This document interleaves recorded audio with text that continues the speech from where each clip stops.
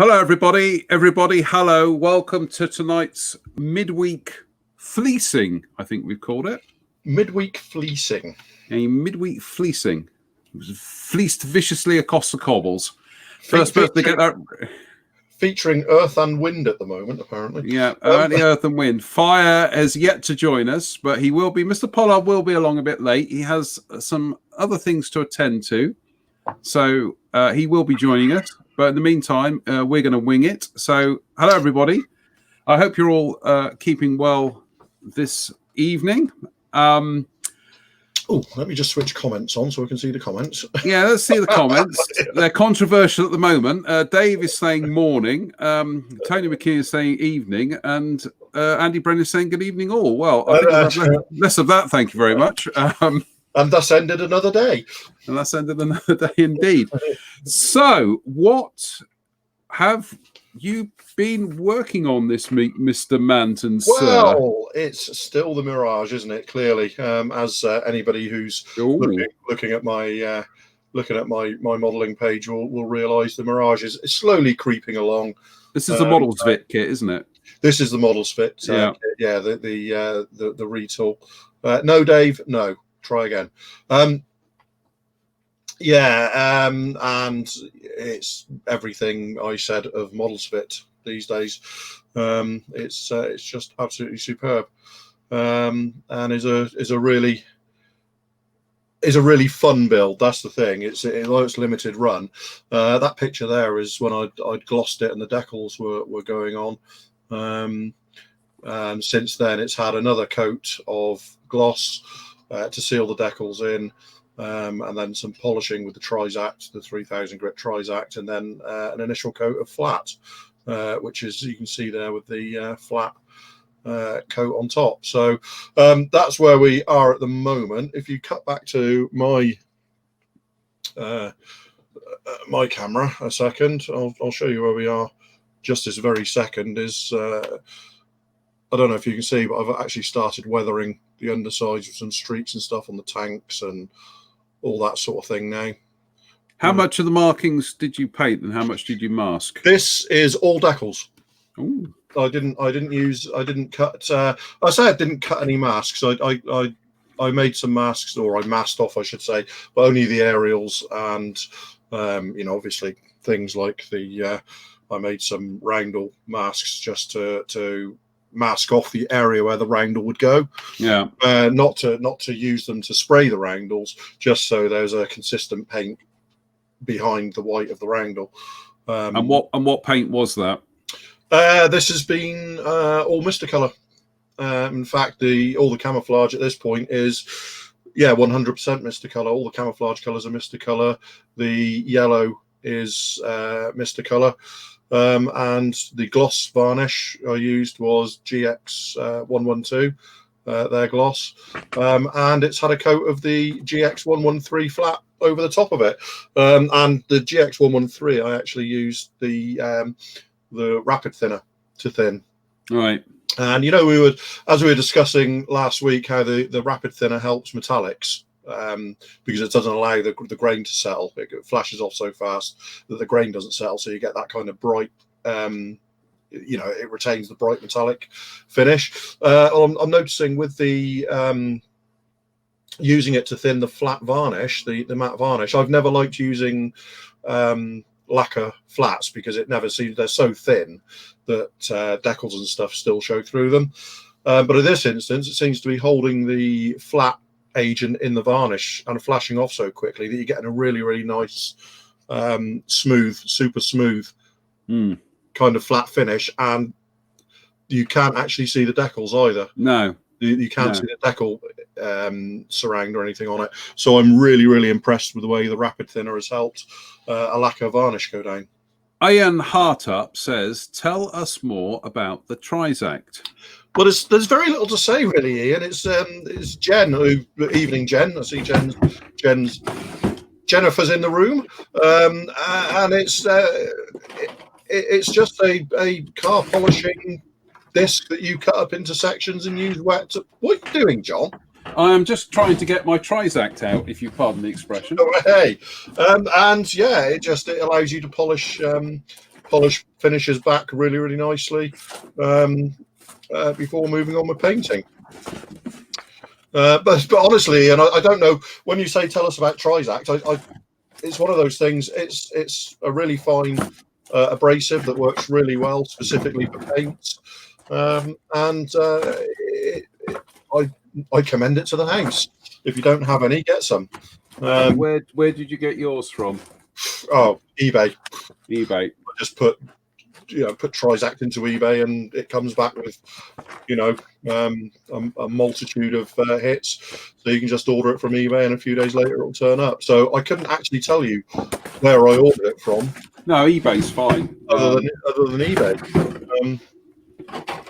Well, that's annoying. It's been sat in the drawer here for the last couple of weeks, and now that I've actually gone to grab it, it has absolutely vanished off the face of the earth. It'll probably reappear again, but it comes in. John, stop it! Don't worry about it. I know. Oh, that's really annoying. It comes in just like a large disc, because I think it is supposed to be fitted to rotary sanders. Yeah, I mean, absolutely. It's supposed to be fitted to a rotary sander and used to polish out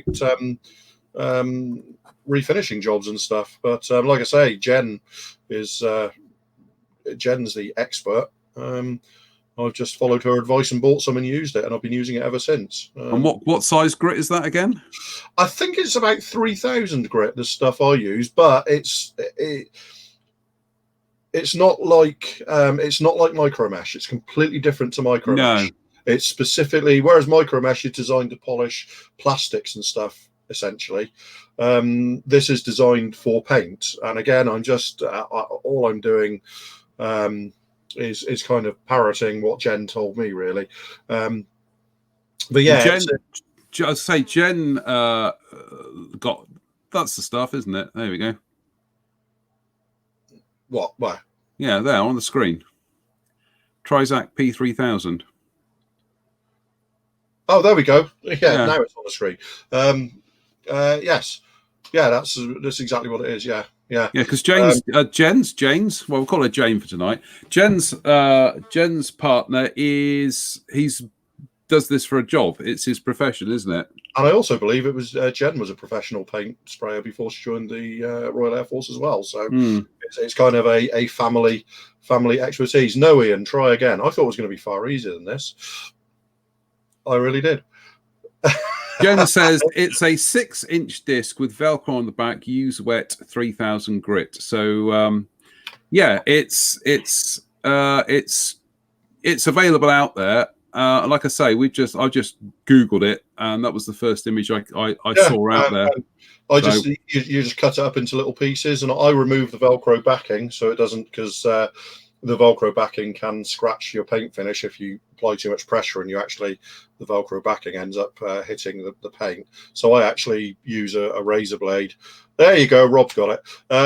I use a razor blade and slice off the Velcro backing, so you've just got the foam and the actual abrasive itself.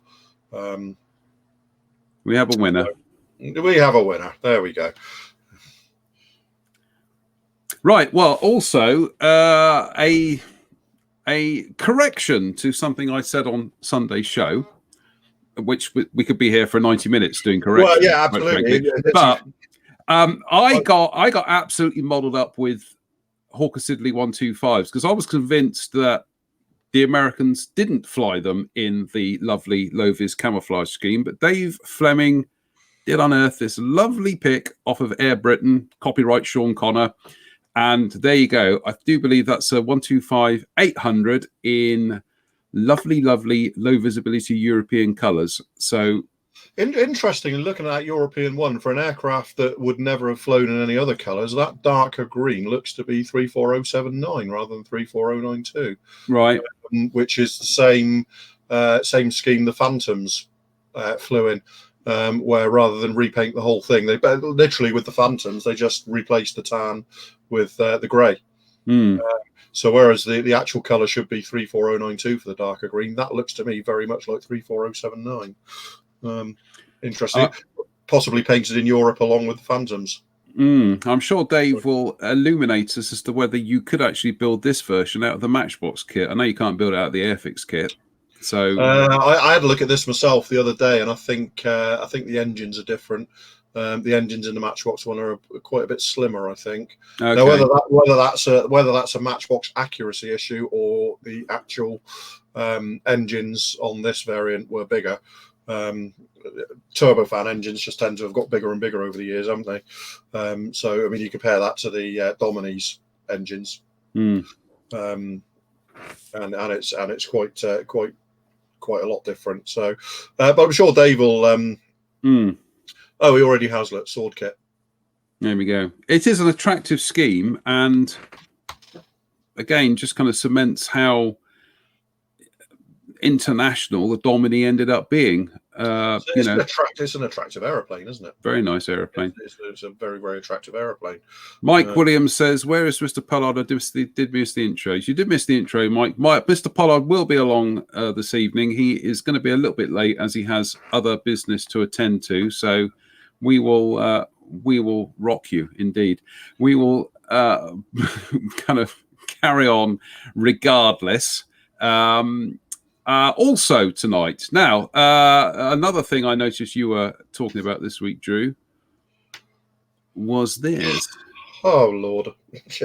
Can somebody just send me this Hercules, please?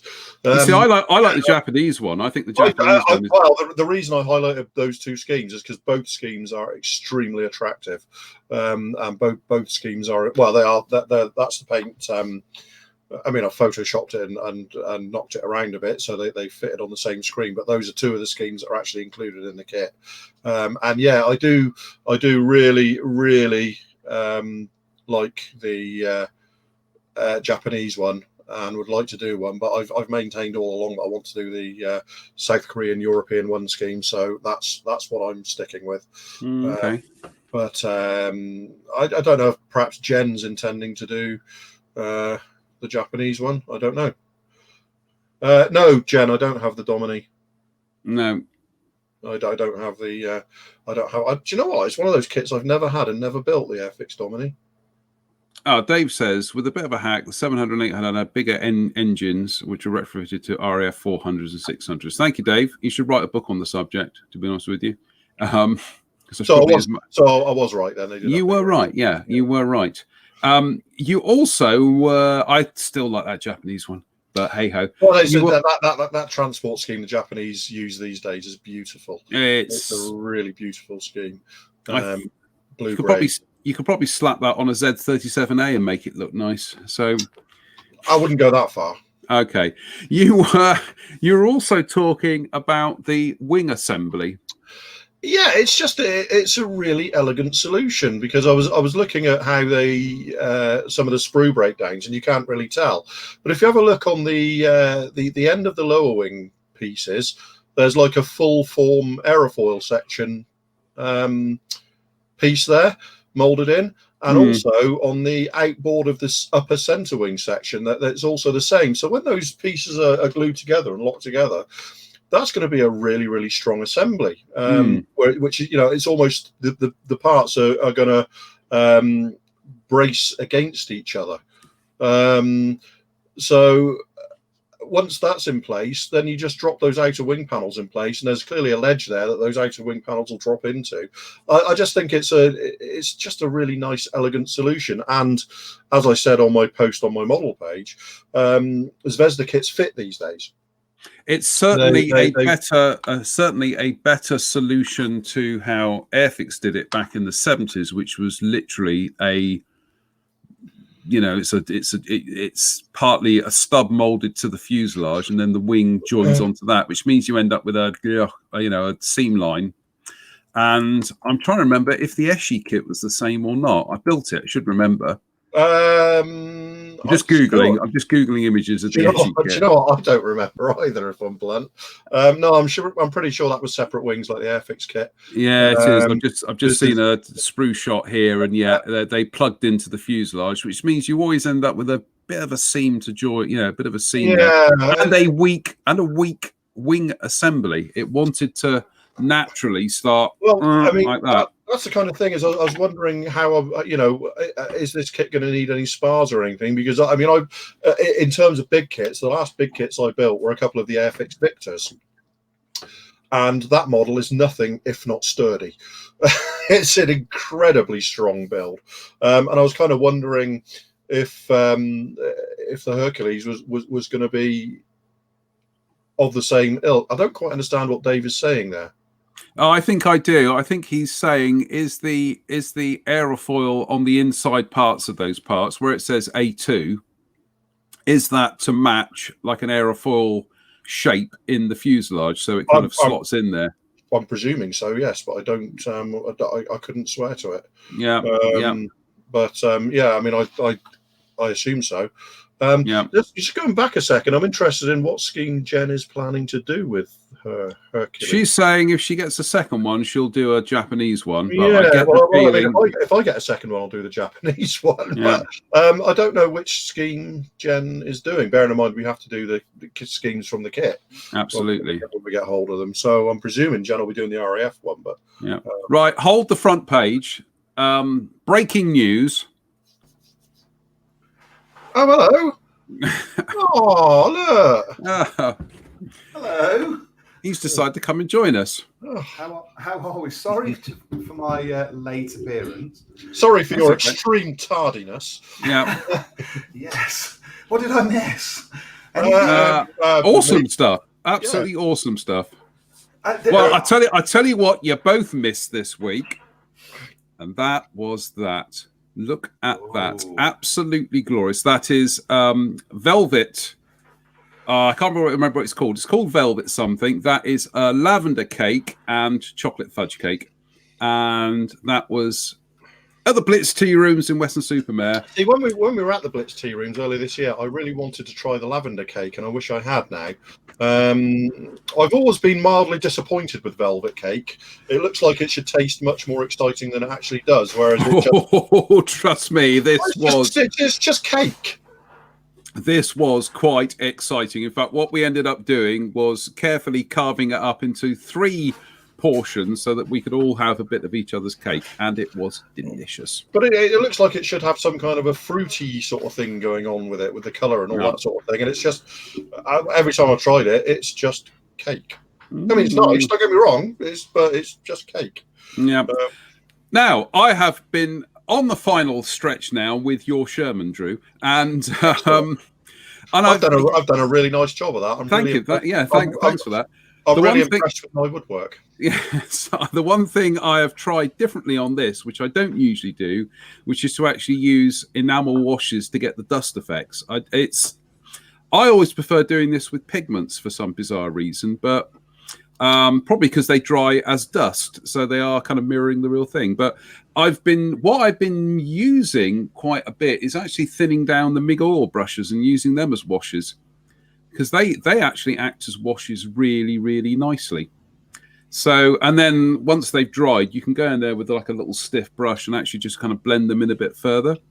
But I think this is, thank you. I think this is going to be it now. I think it's just going to be put the decals on, seal it, and just a sealing coat on the turret for the decals, and then a little bit of just some mud splashes, and that's the end of that one. I really like the reflections on the turret there. It looks like a really nice texture and finish on that, which looks like virtually like a new tank would with slightly shiny sort of paint.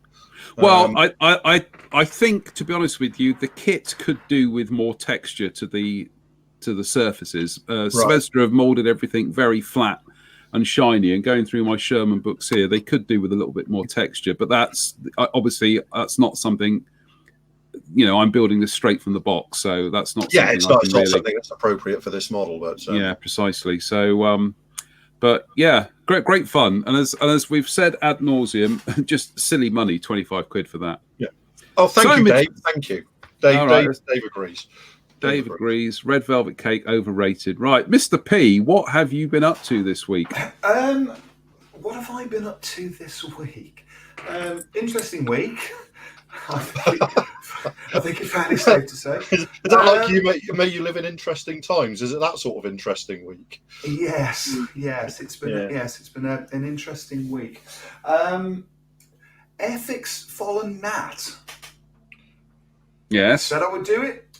Started doing it. So I started working on one of those. Really nice little kit, I have to say. So I've sort of got. I have a gnat-shaped. Shut the front door.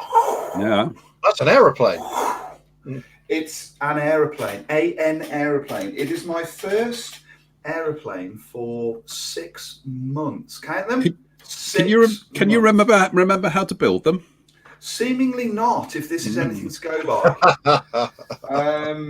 My ability to be precise with my construction seems to have gone out of the window. Completely forgetting how to cut parts away from runners. That's the first thing.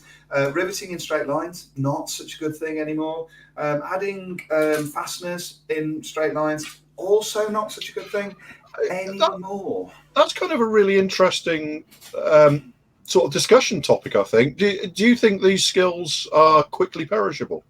Mine are. I'm like the Keith Moon of model making. Every time I build one, I have to remind myself how I did the last one.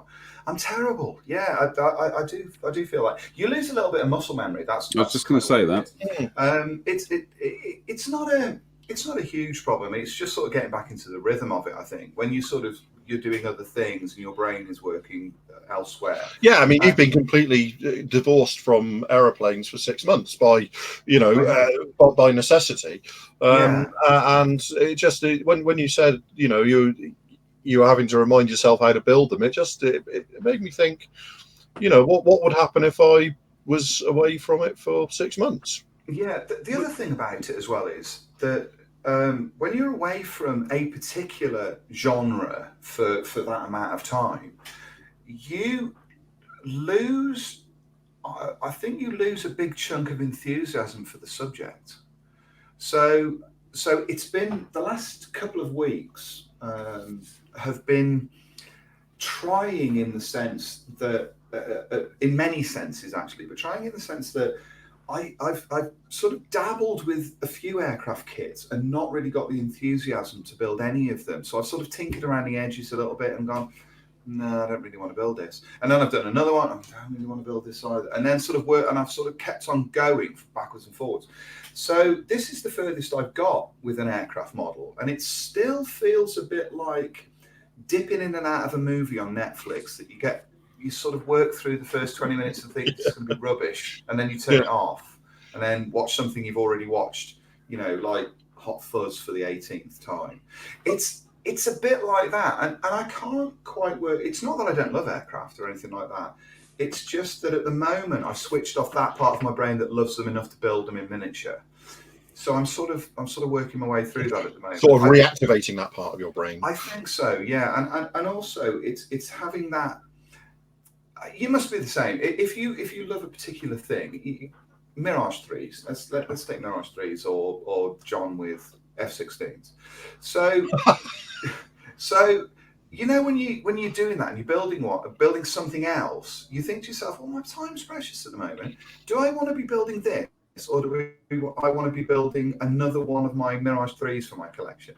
And so at the moment, I'm sort of stuck in that slight rut of I would rather be building a 1975 Tamiya kit. But there are lots of aircraft kits that I now want to sort of get involved in. I think we discussed this a couple of weeks ago, didn't we, about the Tamiya classics? That was one of the ones. I've also got a 48 scale Hong Kong models B-17 that's staring me in the face, which I also really want to have a crack at. So that's something big. And John sort of reminded me. I use the word remind. I think the word I'm looking for is shamed me into taking another look at the Matchbox Privateer that I've now been working on for the thick end of 2 years. So it's those kind of things, but it is an odd thing when you sort of fall out of doing something. The only other time it happens, and I know you're not a football fan, but it is if you watch football regularly, week in, week out, and you miss a week, you miss it. But if you're not watching football for 6 months, you find it hard to get the enthusiasm to go to the game again. And then when you watch it for 2 or 3 weeks, you bang into it. It's a similar thing with a modelling genre for me. I have to sort of be into it, and then I find that I'm obsessed with it for 6 months, and then I want to do something else. It's an odd kind of concept. I tend to find out with armor. I can go for a year without building armor. Then for 2 or 3 months, that's all I want to build, and I rattle through 3 or 4 kits in a few months, and then I just kind of drift back to aircraft, and I'm there again. And so I suppose sort of 30% of my time maybe is spent on armor, but the rest of the time is pure aircraft for me. Yeah, it was like today. Jen released some photos of the Mustang that the Mustang, that truck that she's just finished off. Oh yes, the Zvezda one. And I was looking at it going, I wouldn't mind building one of those. And so my brain automatically sort of switched over again. So I was like, Don't you have the pants here? Haven't you got the pants? I've got the pants here. Yeah. Isn't that the same truck? I thought that was basically the same truck. No, that's got 8 wheels, hasn't it, Pansier? Bear in mind, this has taken Jen the best part of nearly a year to actually get round to finishing it off. Well, I do remember at Telford, Jen going, "Oh, quite fancy building that," and I'm kind of like laughing behind my hands because she's only seen about 3 of the sprues, and then it's like, "Well, here are the other 6." Yes, it is an extraordinary thing, though. I think she's done an extraordinary job on an incredible plastic model kit. I mean, it is phenomenal, and she's done a great job on it. So, but yeah, the aircraft, and so now I'm sort of switching my brain back into that genre and looking around at what's here. But I know what I'll be like. I'll pick something and then I'll dive straight into it, and I'll be back where I want. But oddly, it will click. And the last time this happened to me, the last time I was sort of in this slightly fragile emotional state where aircraft modelling was concerned, you might remember I built the Edwards 72nd scale FW190 with its full engine bay. Yes, vividly. Yes. So that was the model that brought me out of my malaise. It might take something like that to bring me out of my malaise this time around. Well, funny you say that, because I am hoping this Friday to have a bunk off and perhaps have a trip to Frome. And one of the things I'm hoping to pick up there is actually the Edward Z37A. The little dog duster. Yeah, and Drew says that they come 2 in a box. Ooh. So it's a dual combo. So yeah, so it possibly justifies the outlay of going out and buying one if I know that one of the models then gets built by somebody else. So first one of you to raise your hand gets the model. There we go. There we have a winner. So I do actually quite find it is one of those. I will be ordering my own very shortly anyway. So I'll build your second one as well. Then we'll do loads of them. Do hundreds of the damn things. It is. Where did I say I wasn't going to build 2 of them? We know you evolved. He's speechless. I've done it. Yes. Do you know that's unbelievable, Pollard. You turn up late and then you lace into people. No, I have to say, in the entire time that I've known you, I've wanted to render you utterly speechless. That is the very first time I've managed to do it, and I genuinely feel more happy than I've ever felt in my life. Comes off the subs bench, and within his first challenge is a 2-footed tackle, and he's got a red card. Unbelievable! It's a Jordan Pickford challenge. Yeah, absolutely. Now, here is Jen's Mustang. Yeah. Which, as we'll just cycle through some pictures here very, very briefly. But yeah, she's done an absolute bang-up job on that. And what I also like is her selective use of weathering, by keeping the dirty areas dirty and actually keeping the rest of the vehicle relatively. Unlike me, I'd be chucking. I would be covering it in mud. Copyright me. It looks like that canvas awning's beautiful, isn't it? Yeah. It looks like a civilian truck, doesn't it? It has that sort of nice road dirt around the lower sort of areas and the wheels and the chassis. But the cab and everything is pretty much clean. I think she's done a wonderful job on that. I mean, Jen's, at the risk of her thinking that I'm going overboard, as she often does when I compliment her models, but that's very typical of her style, and it is just a beautiful build of a fabulous kit. I think she can build a bit. She can be in the band. She can build a bit. She can be in the band. Yeah, it's very nice. Well done, Jen. That's absolutely lovely, I have to say. And for some reason, StreamYard has now gone completely mad here, and it's not letting me. That was weird. StreamYard has just gone very strange on me, and I can't actually get back to the page again. So we are stuck on this image until I'm going to have to do I'm going to see what happens if I.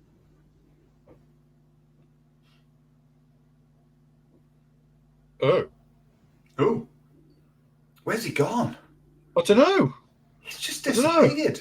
And is it just you and I don't know, because I can't see anything because there's a truck in the way. Is this just a podcast now? I think it is. Yes. It's I don't know what John's playing at. That's very odd, isn't it? That we've managed to get a podcast. So what did I miss? I know you've been working on your Mirage 3, which looks fabulous. Oh, there it goes. Oh, here we are. Oh, hey. Hello. StreamYard just completely crashed there for a second, so I apologise for that. He's always going to blame something else, isn't he? Yeah. He's always going to. Yes, the Mirage Fence. Yeah, there's. Yes. As I say, I got some flat coat on it after 2 coats of gloss varnish. Yeah, and I got the flat coat on it last night, and I started weathering the undersides earlier on today. So it's starting to. I sort of anticipate another five days maybe. Nice. And then hopefully the Hercules will be at some point. Could I trouble you for information regarding your flat coat? What did you use this time? Oh, excuse me. Beer, sorry. It's Wednesday. We're allowed. It's Wednesday. We're allowed beer. I have squash. Oh, you're very good. You're a very good boy. Yes. Liz will be proud of you. Yes. Anyway, varnishes. That was done with GX113, the UV cut super clear flat. Oh, right. Yeah. But cut with the rapid thinner. I was just discussing it with John earlier. The rapid thinner seems to do the same for flat varnishes it does for metallics. And did you wet on a layer like you normally do? Or did you do it in thin layers? Just put on one wet coat? Just one wet coat straight over. But the rapid thinner seems to flash off so fast that it doesn't allow the flat coat to settle into the varnish, if you like. Right. So it gives a really, really nice, very ultra smooth but flat finish. Yeah. Which is I don't know if you can. I saw it in the photographs actually, and it looked great. Yeah. You can see where it just sort of catches the light, but is still definitely flat. And the other thing as well, I was going to mention when you showed this off last time, is I have an admission to make, which is probably going to get me. I mean, I'm teetering on the edge of being blown out of the. If you say you don't like the Mirage, there's no. It might be even more ludicrous than that. I'm likely to be blown out of the airlock of the Aircraft Modelers Guild as it stands, given my tardy admission earlier on. But the admission is, I've never masked off. I've done a lot of camouflage masking with blue tack and all of that sort of stuff. I've never done a 3-tone camouflage scheme. Really? Because, and I'll tell you why that is, and maybe it's just an intellectual thing with me, I can't work out how to mask the camouflage patterns. And then I saw the way you'd done it, and I thought, that's how you do it. You actually do you do it as a 2-tone camouflage scheme, and then you just mask off the 3rd one over the top of everything. And then because invariably you have to look at the way the aircraft was painted, and invariably they do work from dark to light. And I thought, how do I mask off the 3rd colour with the blue tack in place for the 2nd colour? You know what? You don't do it like that, do you? Sometimes I do, but it depends entirely on what the original camouflage looks like. But most of the time, although it does take longer, I would rather mask off to paint the base color and tan in this case, mask off to do the light green, remove all that masking, then remask for the dark green. Yeah, and that's the way. And then what you find is that you'll end up going back and doing some corrections. But I mean, on this, it took about 30 minutes worth of correction work once that had all been. It was bizarre because John and I were talking after the last time the three of us were together, and I think you grumbled about German armour or something. You were being slightly petulant about the whole thing, and you said, "Oh, I'm not talking about German armour. It's even more boring than F-16s." And then you went off, and John and I were chatting behind the scenes, and when I next turned my phone on in the living room while I was watching a bit of TV, which must have been all of 30 seconds later, you'd masked it off and sprayed the camouflage pattern and posted the photographs. I was like, how does he do that then? How was he doing it that quick? It was an extraordinary piece of Olympic masking and spraying. Or you could spray it freehand. Would you believe that was actually done with Vallejo Model Air? And really? Because for some reason their greens and their browns actually spray rather nicely. The pigments in them spray really well. But what I ended up doing on that was actually going back with the tan color and refining the lines with that, because it's a weird phenomena that light overspray on dark is less noticeable than dark overspray on light. Absolutely. So I am going to try the next time I do something in RAF dark green and dark earth, I'm actually going to paint it dark green first and then freehand the dark earth camouflage and see what that does. One of the other things I saw a couple of years ago as a way of minimizing the appearance of overspray was that when you've done the dark and the light colors, if you take a really, really sort of 95% thinned the lightest color and thin it back about 95% and give the model a very light mist over, like a filter. It barely changes the dark color at all, but it blends all the edges really. And I can't remember, somebody showed a couple of Dominican or Honduran Mustangs done with it, and it just looked phenomenal. It just, it's just, for me, the overspray is my bane. I hate overspray when I'm freehanding. So going back and retouching it is just something that you have to do. That's exactly the technique that I used on this year. I've used it in the past before, but because I did 2 tanks this year that were both in German 3-tone camo, that's precisely what I did. Was I went back once I'd done the camo, went back to the base color, which was the Tamiya dark yellow lacquer, and thinned that down. It was probably about 5% paint and 95% clear lacquer, so that it ends up being like a translucent kind of glossy glaze. Yeah. But the moment you put that in, not only is it giving me a slightly more glossy surface to do washes and bits and pieces on, but just that slight glaze then really pulls all the camouflage pattern together, and it just sharpens everything up. So I remember in Tamiya magazine when it first came out, Angus Crichton was doing a lot of German armour in there, and that was one of his tricks. He would paint the model in dark yellow, and then he'd put the 3-tone on or whatever, 2-tone camouflage on, and then he'd overspray it with a misted layer of that base dark yellow. And it really works well because it turns everything back, it lightens everything up, lightens the green and the brown up, and then it gives you a nice kind of sort of tightened scheme. I really like the way that works. It's a very pleasing way of doing it. Which is also one of those, and this is not intended as a knock on pre-shading. It's why I don't like pre-shading on freehand schemes, because the fact that you have to keep going back and touching stuff in, really impacts the kind of any sort of airbrushed weathering you've done. It's why I kind of like, if I'm using blue tack to mask, you can go back and do all the weathering you want before removing the masking. Yeah. And it will be, for each color, it will be sort of consistent across the model when it's done. But it's one of those reasons I don't like those airbrushed sort of weathering effects if you're freehanding a camouflage. At the risk of kicking a hornet's nest, go on, kick it. Pre-shading. I use pre-shading. I've used pre-shading in the past. I use it as a step. not as a means to itself. But to use pre-shading underneath a 3-tone camouflage scheme, it seems to me to be a ridiculous idea. Because what you're going to end up with is you're going to end up with almost islands of color around the pre-shade all of the time. Yeah. You know what I mean? Well, if you shade around a square, Yeah. then you put 3 colors over the top of that, or 2 colors over the top of that. You're going to end up with differentiation between not only the pre-shade but each of the colors as well, and you're going to end up with almost clouds of color. It just doesn't work. Pre-shading to me works better when you are trying to break up monotonous areas of just a single color.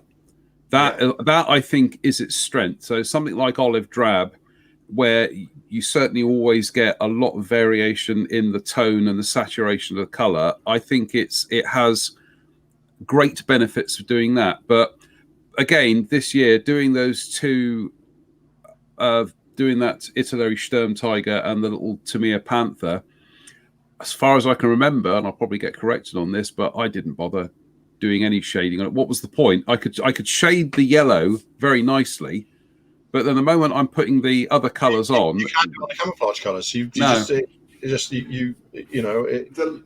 It's really difficult to keep. It's really difficult to paint inside the lines, if you like. That's what I'm trying to say. The last model that I did any kind of work like that, pre-shading, and I guess it was pre-shading in its sort of broadest sense, was the Hellcat that I did last year with the yellow wings. But that was a slightly different thing, because what I did was that I sprayed everything in white to begin with, and then I sprayed using the texture templates. I sprayed a whole bunch of different layers of orange and darker yellow over the top of the white to break the pattern up, and then sprayed the yellow over that. So I guess it was kind of a pre-shade, because it was a sort of darker color over the base white, but it wasn't around panel lines. No, it was a pre-shade, but it was you customized your process to suit the model.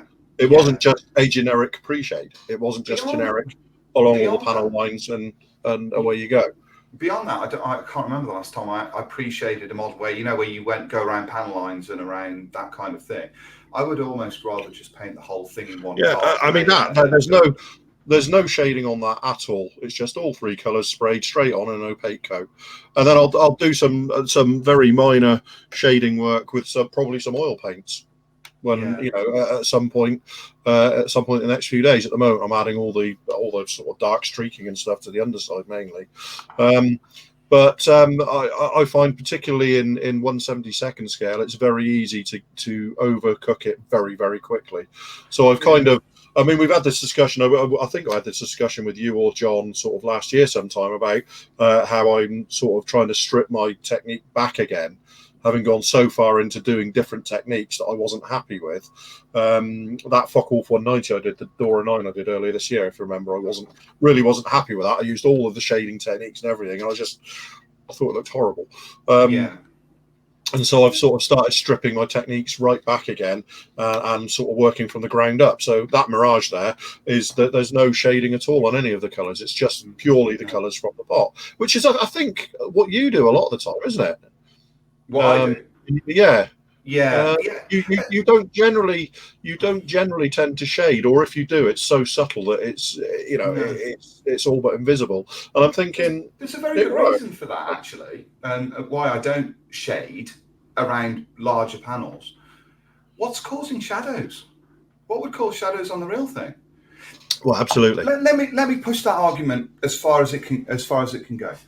If I was to build an aircraft model, we use Mirage 3 because that seems to be the sort of what we're talking about with your model. If I was to build a Mirage 3 and I build it so that it is displayed in a certain way towards me, normally with models that I build, that usually goes from top right hand corner to bottom left hand corner, because I'm right handed, it goes that way. Or if it's a Spitfire, it goes from bottom right to top left, because that's just the way it is. Let's say the sun is behind my head when I'm looking at the model. So all of one side of the model is in sunlight. The shadows would be the other side of the fuselage. if the sunlight falling on that aeroplane is even across its surface, which it isn't going to be because the sun moves around an object, the vast majority of that aircraft is going to have a similar layer of sheen across it, similar layer of light falling on the top of it. The only place that you're going to get any kind of shading, shadow, is inside the panel lines, okay? Because you're not really, unless you've got a protuberance, unless you've got something like a wing fence, you've got a big wing fence, or you've got, I don't know, you've got an ECM blister or something like that on the side of the fuselage. Chances are it's all going to be the same. So it seems to me the idea of adding shading onto the surface of an aircraft goes against the way that aircraft would look in the flesh. Now, an armoured vehicle is different. And the reason an armoured vehicle is different is because it has overhangs. You have turret baskets, you have bins, you have tools, you have all shields, all of those kind of things that can naturally cause shadows. If you've got a smooth aircraft surface, it doesn't really cause those kind of shadows. So what you're doing, when people say I shaded the model, what they're really talking about is they've made that model appear to them and to the people that perhaps are going to look at it more interesting than it needs to be. Because if you produce a grey aeroplane, an F-16 with a two-tone grey camouflage scheme, that is naturally a relatively disinteresting aircraft, if that's the right word to use. Because it's just cliche. It's great. It's a disinteresting scheme, isn't it? It's not. Yes, it is. But it's broken up then by the details. It's broken up by the weapons, the pylons, the undercarriage, by some nice markings on the tail, cockpit open, the seat, the ejection seat, all of those kind of things. But to actually force shadows in its broadest term into the surface of an aircraft, it is only there. That's a miniature conceit. That is not a replication of an actual thing on the surface of an aircraft. It's there just to make it interesting. Now, the other side, the addition to that is you can make an aircraft surface interesting in terms of where it's faded. So you've got fading and you've got multiple tonal shifts because the paintwork has faded or panels have been replaced with different colors. That isn't shadow. That's just that's a disintegration of the tone of the paint. That's weathering.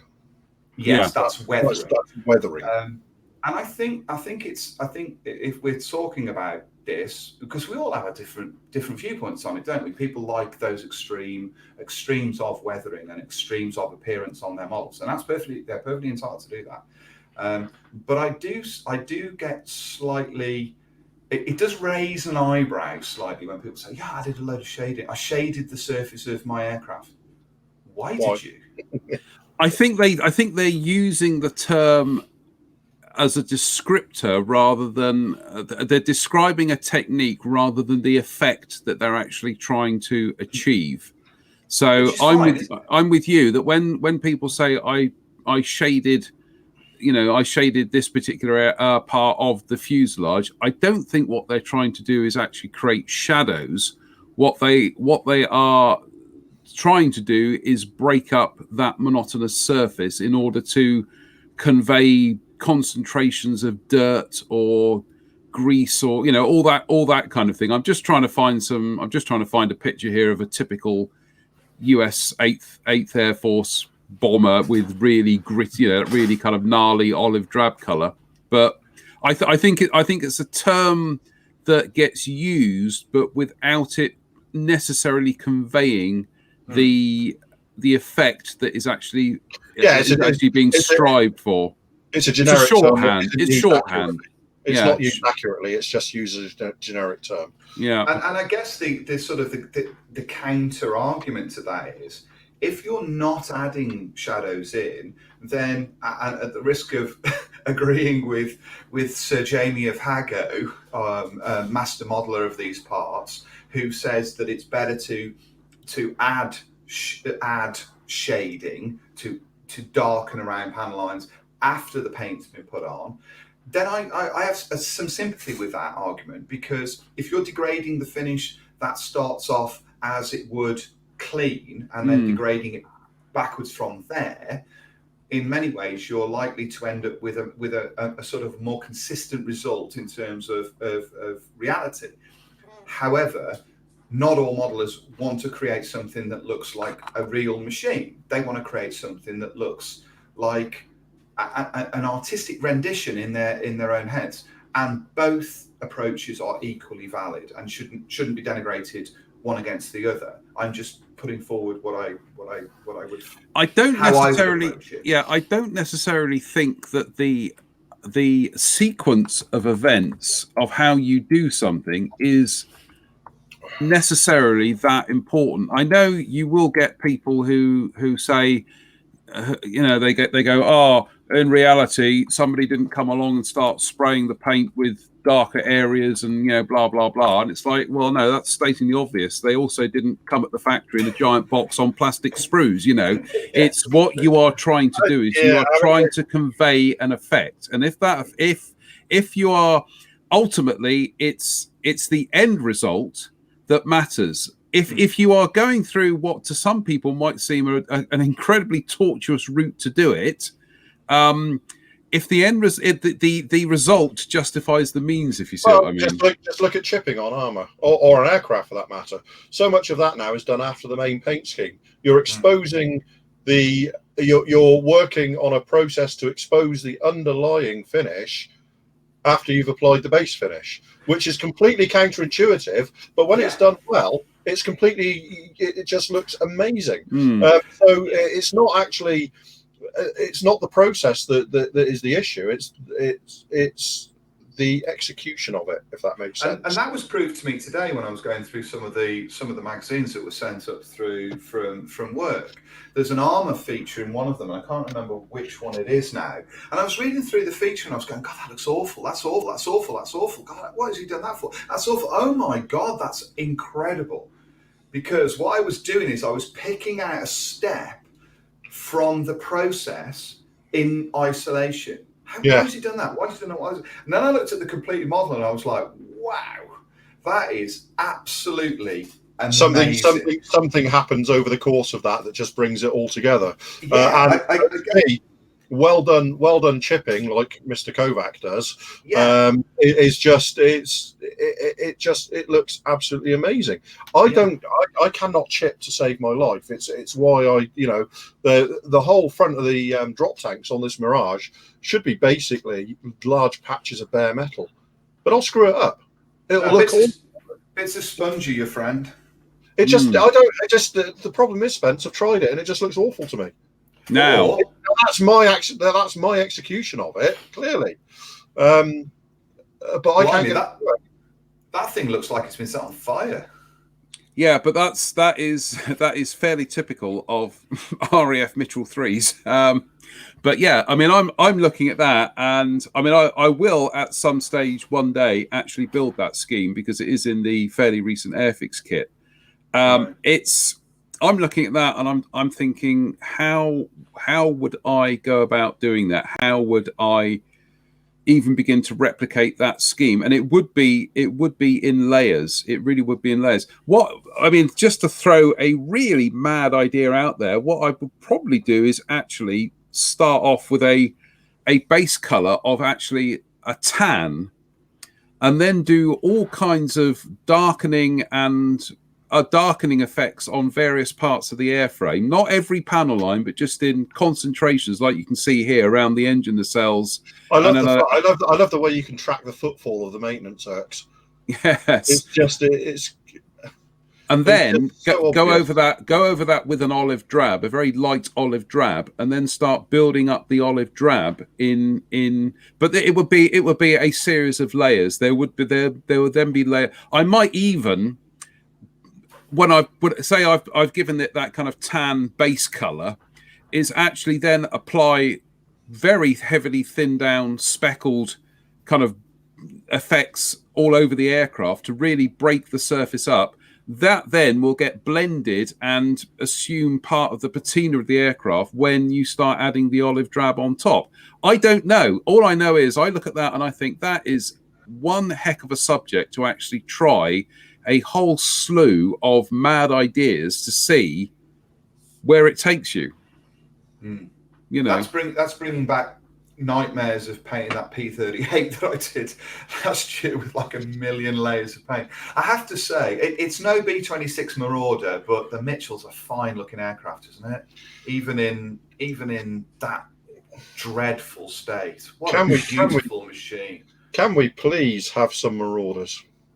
I'll try and find some. I'm talking about generally in 72nd and 48 scales. Please, can we have some Marauders? The Hasegawa kit is basically unavailable these days. I think ICM will do the Marauder. I'm with you there. So. The Marauder is just the best looking twin-engined aircraft. It's a fantastic airplane, Second World War, isn't it? By a million miles. No, I'd agree with that. It is. I'm just trying to find some photographs. Like everybody else, I like the Mosquito, but the Marauder's a much better looking airplane. No, I would veer towards the Mosquito there. And as for that Westland Whirlwind thing with the big guns. All right, here we go. Let's put an end to that now. Can I just say, Black Widow till I die? Oh yeah, that's a tidy looking machine as well, I have to say. But the Marauder, I do love the Marauder. But you've had new Black Widow kits recently, haven't you? Yeah, but they're shocking. Yes. I like that. Did you like how I neatly avoided? Yes, well done. Yes. What's wrong with the Hobby Boss kit then? Because you started building that. So what's wrong with it? All right, what's right with it? It's just actually in many ways the overall shape is not that bad. It's just massively oversimplified, and they completely screwed up the upper fuselage on the A and the C for that matter. The only accurate one of the three is the B, because they put the turret on that and they completely redid the upper fuselage for it, because there's the upper fuselage of the Black Widow's got a really subtle set of contours on it that if you don't, it never actually gets wider than the turret, but it flares to accommodate the turret. It's a really strange. You've got to look at it and look at the cross section as it travels back over where the turret was located on the aircraft. And everyone built was exactly the same. It's just that some had the turret and some didn't.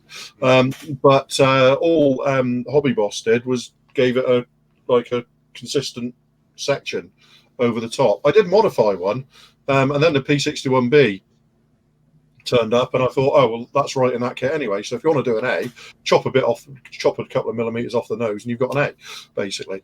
I appear to have upset Jennifer. You have upset Jenna, so I am, without resorting to the bell, I'm going to try and quell the rioting masses here by, there we go. Oh, just look at it though. Look at it. Beautiful.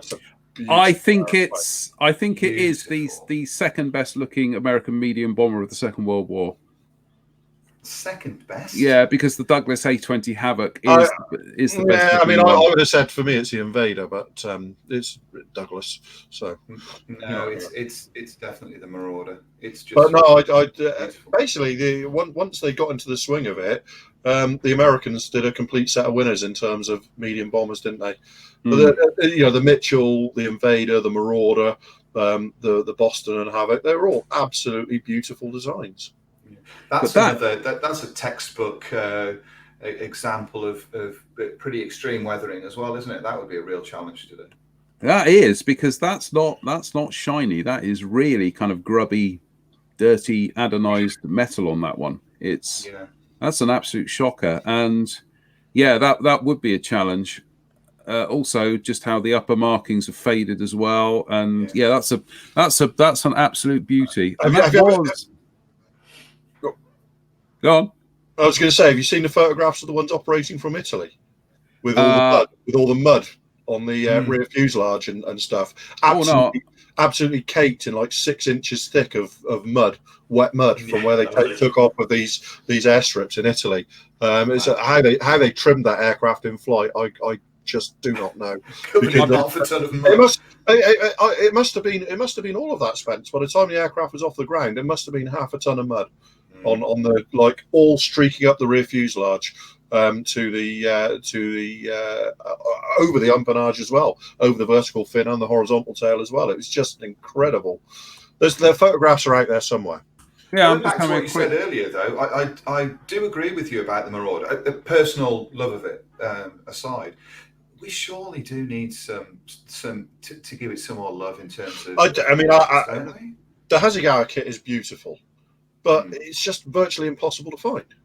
Yeah. In fact, I've got one kit. I've got one of those in the attic. I'm the same.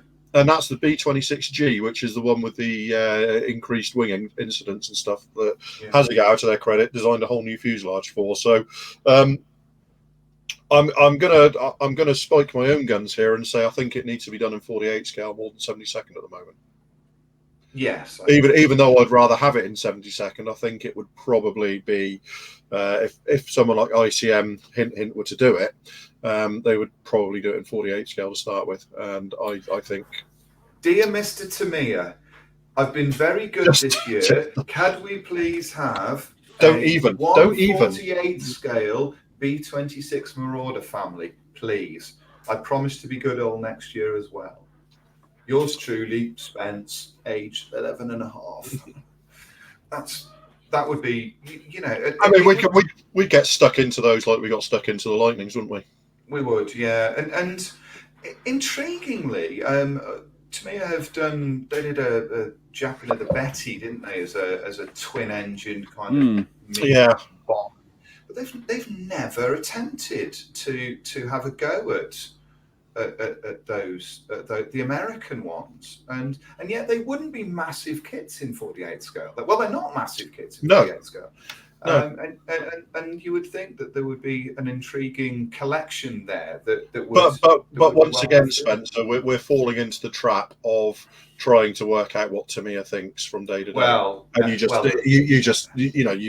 do it. You know, 2 years down the line, where's the F-14B Tomcat? Yes, yeah, indeed. It's just, you know, or nearly 20 years down the line, where's the F-16B? Where's the twin seat F-16? It's just, you know, you cannot. Gotta say. It's just you cannot, and it's part of the thing that almost it doesn't put me off Tamiya because I love them, but I don't tend to think of Tamiya in terms of building a family of models. No. I think of people like Edouard for that, which is for the 109. You know, although the Tamiya Messerschmitt 109s are stunning. For building a family, I'll go with the Edouard kit because they're doing the family. So it's they're very much the beautiful meal that you treat yourself to on a Saturday night when for the rest of the week you're popping to McDonald's for a cheeseburger and fries. They're not the sort of thing you're not going to be getting endless series of kits from Tamiya. That's not their business model. It's not how they operate. It never has been. And people consistently fall into the trap of trying to second guess Tamiya. And you simply can't. You know, the Tamiya 48 scale B17 has been coming for 30 years now. It's just, and people still say, "Oh, I've got some insider knowledge that it will be a B17," and lo and behold, it's not a B17. Well, but that's the beautiful thing about them, isn't it? That when they do release a new kit, you're like, "Wow!" Especially an aircraft kit. Yeah. Wow! I never even realised I wanted to build that kit, but I do now. Well, you know, we were speculating on the Sunday show the other week when we were looking at the Italeri Semavente and saying, is there scope for doing other versions, mainly the M13/40, the Caramata?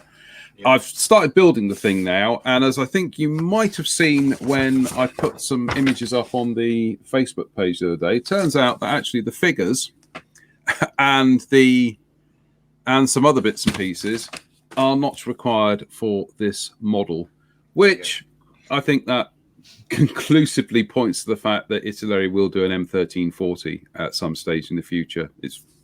It's logical because that is Italeri's game plan, though, isn't it? They do. Yeah, that is. I think we can quite safely say there will be an M1340 in the future because all the bits are there and it's the layout's there, and you can see that it's And it's going together quite nicely at the moment. It's going Brilliant. rather splendidly, it has to be said. Along similar lines, there's been much discussion this week about the Italeri 32nd scale Tornado GR4 and the weapons. I'm just putting it out there. I wonder how much conversation Edward have had with Italeri about that particular kit and how many sets we're likely to see from them, because they're not averse to the idea of producing 32nd scale weapons. No, I mean, yeah, I would say you're almost certainly going to see Storm, Shadow, and Brimstone from them. Yes, because they've done them in other scales, so they're almost certainly going to do them in 32nd scale, because it's I hate to use the phrase no-brainer, but you know what I mean. It's an obvious. Yeah. It's an obvious. I mean, and did a Tornado ever look better than when it was carrying a pair of Storm Shadows? Well, no. And I suspect they'll probably do a Raptor pod as well. Yes. Yeah. I mean, we're looking at, I guess, full etch sets for the interior, color etch, seat straps, that kind of thing. All the masking sets are likely to be coming out. I would think there will be resin sets for it. There's no doubt. I'm sure Quinta are looking at their decals for the instruments and stuff like that.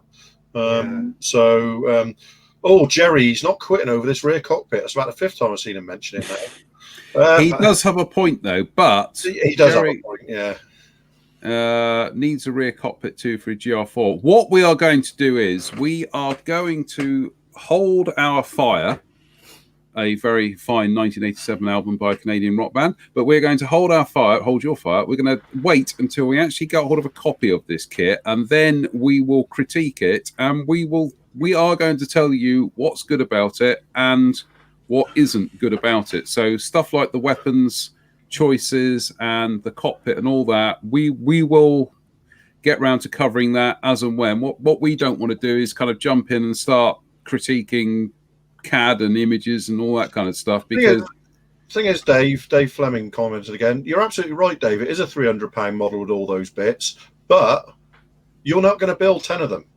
No, somebody's going to build one of those as the centerpiece of a collection or something.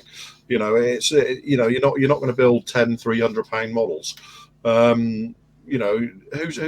I mean, I know there are people out there that build more than one 32nd scale model of a certain kit. Ian Ogilvy, looking at you.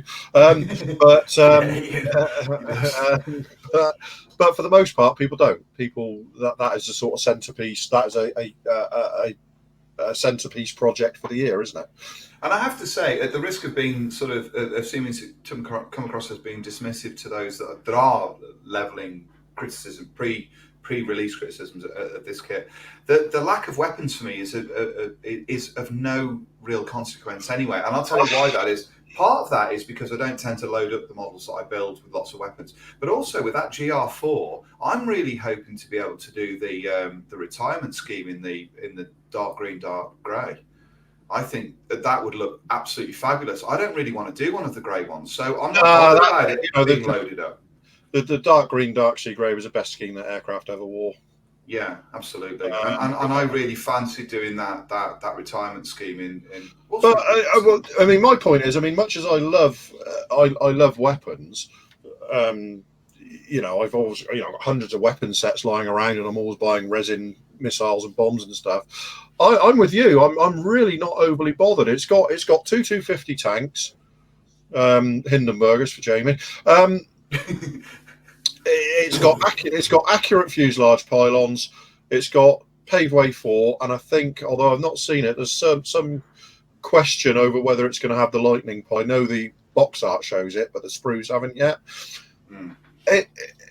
It might not be as comprehensive as people want, but it's representative of a fit. Yeah. For the aircraft. But certainly, like John says, we'll wait until we get there. We'll get a hands on the box and everything. Yeah. Because it may well be that what's supplied more than makes up for what's not in the box. And I mean, Rob says alarm. Well, did you ever see a Tornado GR4 on ops with alarm? I don't ever remember seeing one on ops with alarm missiles. No. We perhaps have to step back a little bit and say, if we've got a representative selection of stores for the kit, then is it worth adding another 30 quid to the price to chuck Storm Shadows and Brimstone and all that sort of? The one thing I will add, and it's not even it's not a point about the Italeri kit at all, really. My sort of desire from the kit is that it is easy to build. And the reason I say that is because the Revell kit that had all of the drop slats and the flaps and everything, that wing was an absolute pig to put together on that 48 scale kit. It was so fragile, and that I'm hoping that Italeri have ironed out any of those creases that allows that model to be built. And the fact that you can build this model with everything drooped away, that to me is a real plus point for this. That has been a bit of a bugbear for me with recent Revell kits. In fact, in the last 4 or 5 years, of all the some of the Revell kits that I bought and started, the only one that finally actually made it to fruition was the Corsair, which was horribly overcomplicated and over-engineered. Yeah, it should have been. Unfortunately, Revell made that model much harder than it should have been, and that because they were looking at it and they were, we want to get a Fleet Air one out of that, and you could clearly see that they were thinking, we might want to do longer nose versions in the future.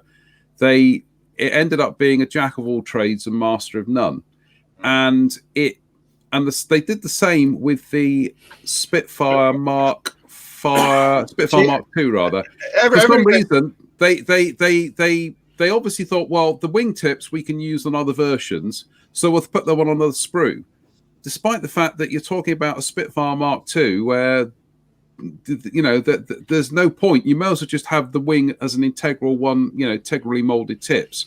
And there were little things like that. And again, I started it. I got probably about halfway through it, and I just thought, I could have built 2 Airfix ones in the time. That's been a problem with a lot of Revell kits in the last few years. Is that you get halfway through and just go, I just don't want to go any further. I'm not interested anymore. Yeah, I got like that. The Tornado I completed, as you'll all have seen that I completed the Tornado, but it was such a difficult model to put together, and basically because it had been broken down into like 1 million parts. And I was like, this isn't clever to break the fuselage down into 40 pieces. And the way that the wings were, and the wings had such tiny connections between the flaps and the wing back that even just knocking it, the whole thing just came apart. And I was just like, I just don't even want I've got three of those 48 Tornadoes here. I've got the IDS, I've got the GR4, and I've got the F3. And I've got absolutely no desire to build any of them. Well, if you do, good luck. Absolutely. However, I mean, not to denigrate Revell kits too much, because I've built Revell kits over the last few years that I've really enjoyed. The Mustang in particular, I loved. I'd happily build another one of those 32nd scale Mustangs. But the thing about the Mustang, Spencer, the thing I'd say about the Mustang is in that regard, there's less reason to really start breaking it down, because about the only areas of difference you've got on that are the fillets on the fuselage and that on the fin, and that's it. So everything else you can keep as is. And the Airfix did the same with theirs. The Airfix 48 scale Mustang is pretty much every Mustang variant you want in one box. But at the risk of bigging up the home team here, is Airfix, to their credit, tends to go slightly for more, tend not to over egg and try and get too many versions out of something. With the Beaufort, for example, I know people have been saying, well, can you build an Australian one out of it? Can you do this? Can you do this? No, it's being very specific as to what variant of Beaufort it is being, and without breaking it down so much that you end up with an overly fussy and overly complicated kit. I think we tend to, certainly for me, I tend to these days look at those sorts of things and I get slightly frustrated. And that's a result of having had so many good years of kits being families of models, like the Edward 109. and 190 for that matter. Brilliant families of models, but not overly complicated. So when I see stuff that is really, really specific and means that you'll be looking at a lot of extra work to do any other variant, I understand it, but it also frustrates me. But that depends whether the manufacturer is looking at doing a family of kits or whether they're just looking at it and thinking, well, we'll probably get 2 or 3 boxings out this max and that's it. Move on to the next subject. No, and I understand that completely, but it doesn't mean I don't get frustrated. Yeah. Incidentally, when's the Beaufort due out? I thought it was already out for some reason. Already out? I can't remember. I haven't seen anything anywhere. I imagine it's fairly imminent. Let me just Google a second. Looking forward to that. It's very nice. I know Mr. Jensen Taylor is particularly keen on that. I think that's one he's loving the idea of. The Airfix website showing it is in stock, but that can mean. I'm just having a quick look on eBay at the moment, and Airfix Beaufort is just bringing back the Beaufighter and a Frog Beaufort. So there's certainly nothing on eBay for sale at the moment. So I don't think it's out in the wild yet. No. It will be on its way. And in fact, it was Matt who worked on that. So hello, Matt, if you're watching tonight. And when I was actually at Hornby last year, and we were going through it, and he was showing me the Frog kit. All that Frog kit is all over the place. It when you look at the windscreen on the Frog kit, it makes you wonder how anybody in the design office, and bizarrely, the design office for Frog is the same building that Airfix are in at Margate. It's the same building. It's the old Frog factory. But how anybody in the design office at Margate was looking at the drawing, looking at a photograph and going, yeah, that's close enough. It's not. It's all over the place. But you know, there's dozens and dozens of Frog kits that are exactly like that. You know, as soon as you start taking any sort of a close look at them, they just fall apart. Is it wrong to be this excited by the idea that the Airfix factory or design building is the same as the Frog one? It's a lovely, it's a lovely sort of circle. Isn't it? It's a lovely circle of life, isn't it? I think that's really nice.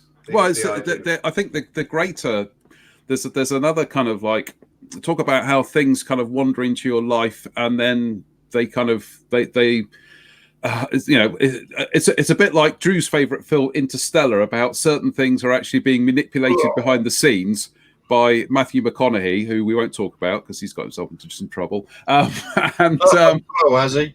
Yeah. Is that as a kid, I remember building it was a Humbrol boxing of the Frog P40 in the AVG markings, in the Chinese markings. And I remember being fascinated by it because I like the markings. And when I built the kit, I was recreating the Dick Ward artwork on the back with my pencils and my pens and just drawing 4 views of camouflage, and et cetera, And I just remember from that the fact that it said Rovex, made in England, Frog, Margate, Kent on the back of the box and everything. So you kind of fast forward 30 odd years, and I'm now doing the same thing. I'm doing an AVG P40, effectively what we call a Tomahawk, and I'm doing it in the same scheme. I'm doing the 4 views, but it's not for Frog, it's for Airfix, but it was designed in the same building as the Frog one, and it's like everything kind of comes together again. It's I love that. I love those kind of circularity, those kind of coincidences. I would say it's of life, isn't it? It's a really strange. It's oddly thing. I'm sure at some point that because we're pretty much working our way through the classic kits. I think Frog will be one that we'll discuss at some point, won't it?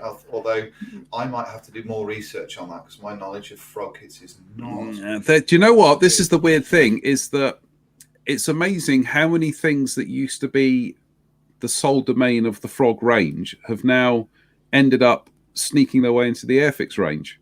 So you've had things like the P40, the early P40, the P40B/C. You've had the Beaufort, you've had the Whitley, you've had the Shackleton.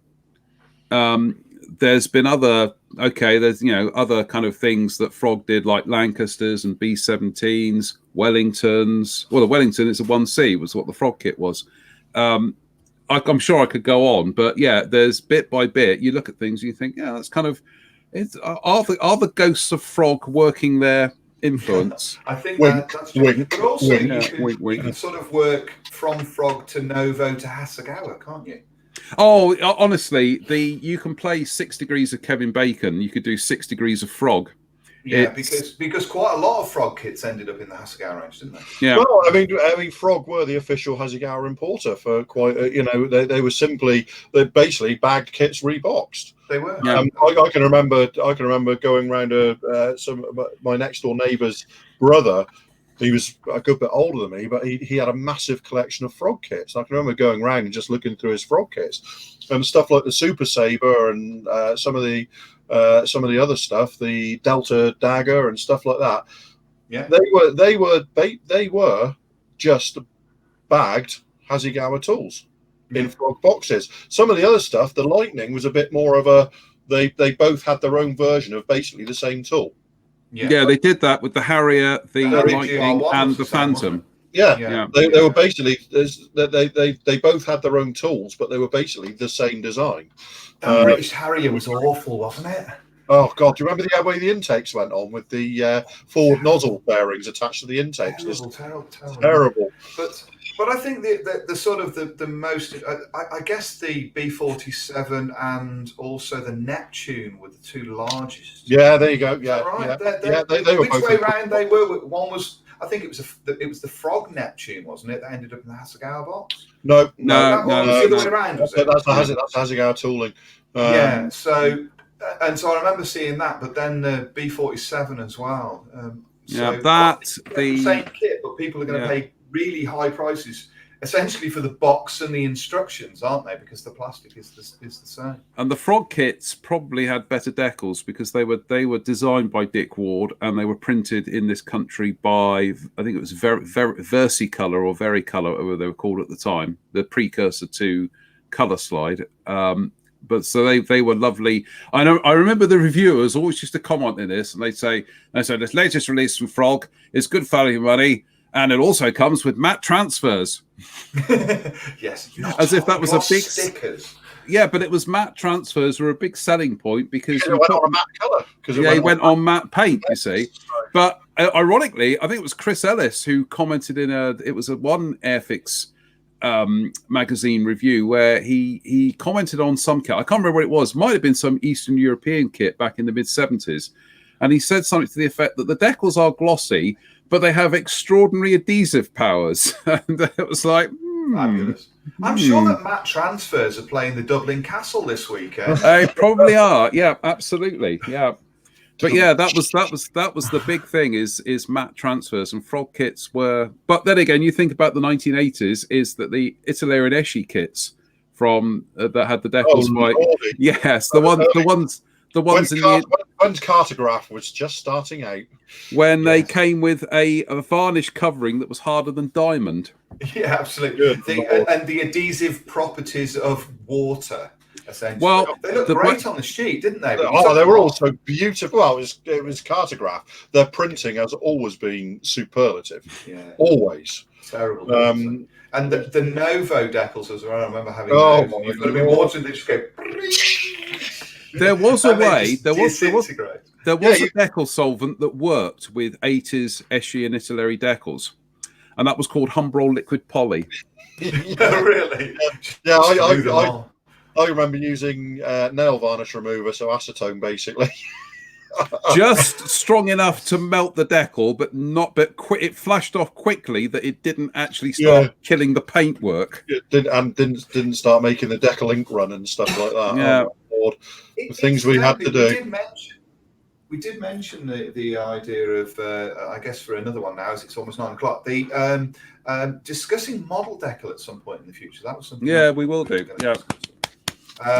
And the reason for that is, and this brings Drew in as well. I've got the sheet for the F111, the EF111, The EF111, yeah. And we were discussing that Revell have actually reissued the monogram 72nd scale EF111. So it was sort of a dual conversation about model decal, but also how these kits are kind of coming and going within ranges and that kind of thing. So I'd like to get hold of the Hasegawa F111 at some point. I've got a few Hasegawa F111s around here because I think it's a beautiful model of one of my favourite aeroplanes. But I've never got hold of the EF111 yet, and it's just another one of those incredibly frustrating things about Hasegawa is that stuff just doesn't. It's just not available. You just can't find it. How good/bad is the Eshi EF111? It's got issues with the tail fairing is much too skinny, right? And it's built. Put it that it's buildable, but it's there are issues with it. But that's not a bad little model in its own right. That was sort of towards the tail end of Eshi, but it's one that is okay. I've built it a few times. It's an all right model. Yeah. Now I do believe that the 48 scale monogram F111 had its origins as an Aurora kit. I thought it was Lindbergh. I think you might be right. Aurora, I think you might be right, Aurora. Yeah. Yeah. But it definitely wasn't an original. No. It was a retool of I thought Lindbergh, but thinking about it, I think you're right. It was Aurora. And it had serious issues, didn't it? That kit. Yes, it was a brave attempt, shall we say, to. I mean, in 48 scale, the F111 story is still wide open. The Hobby Boss kit is just a disaster all around. It's the same as their 48 scale Tornado. That's a disaster. I think I've got in the loft. I've got an Academy F111 with a whole bunch of Australian resin parts to go with it. Wings, jet pipes. Honestly, it's probably the Academy kit is probably still the best place to start for 48 scale F111. Because they got the nose and windscreen shape largely correct, whereas Hobby Boss just balls it up completely. And if you get the nose of the F111 wrong with all those swooping curves and things like that, it's just going to look awful. The monogram kit was derived from the Aurora F111B TFX, which I seem to remember. I think Monogram ended up doing to the Aurora kit what Airfix did to their kit, because theirs started off originally as a TFX, and then it was modded into an F111. But that wasn't Monogram tooling. That was actually Aurora. So I knew it wasn't original Monogram tooling. I was confused over Lindbergh or Aurora. Am I wrong to think that it looks good with a shortened nose? Yes. Yeah. I think it looks good like that.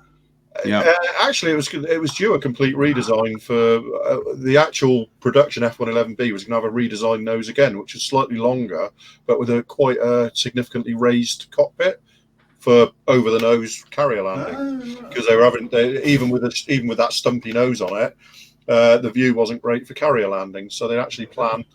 I think that's in the Naval Fighters book I got on the F111B. Where it's got there's the original F111A, and then it was re-released as an F111E, wasn't it? Mm-hmm. With a separate ejectable cockpit, which the Revell kit also had. The Revell 72nd scale kit also had. Cockpit fire, not a good. Yeah, indeed.